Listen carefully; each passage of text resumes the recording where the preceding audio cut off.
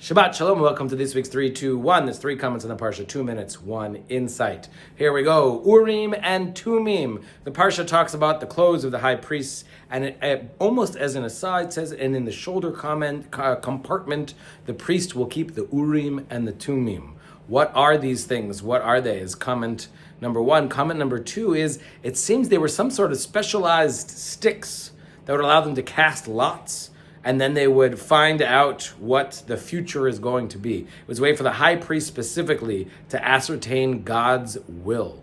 Comment number 3, there was an understanding of how this worked, that it only worked on the national level, that you couldn't figure out what was going to happen for an individual person, but it did work for the national concerns of the Jewish people in the state of Israel, the early ancient state of Israel. And what they say what would happen is that the high priest would wear the sacred breastplate with the Urim and Thumim in it, with the 12 stones, each of a different color, and the general or the king would stand behind the high priest and think their question: will we win the war? Should we invade here? How are we to do our defense? Whatever the big question is.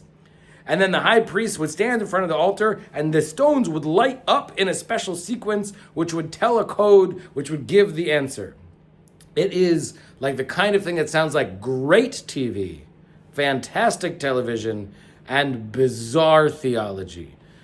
Like, they're no part of our Jewish world that prepares us for the magic breastplate that lights up different colors and tells us the future. So what do we, as regular humans who are not the high priest, do about this? What is the point?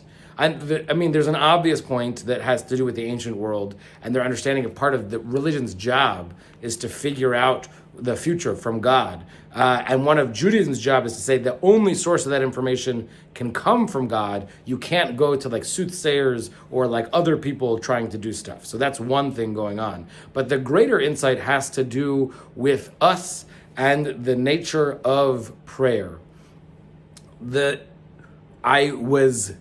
I cheated a little in my description.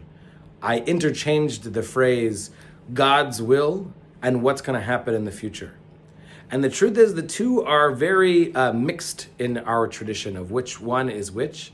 But I think while ascertaining the future is not really doable for us, though we can certainly guess, ascertaining God's will, I think, might be accessible. And I think that's really the point of the Urim and Thumim, is to remind us that it is not totally beyond. It is something that we could have access to. And not in an explicit way, like God will tell us, we should go to this place for lunch.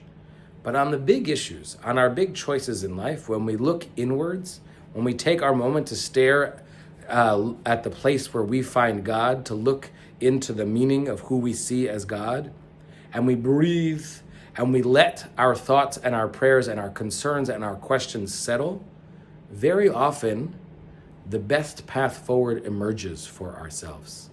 Very often it becomes much clearer what we should or could be doing to do what we would consider the right thing. So this Shabbat, I can't give you the Urim and Thumim, but I wish us the chance to imagine we have them and to, when it comes to our big decisions, take a deep breath and pray. Shabbat Shalom.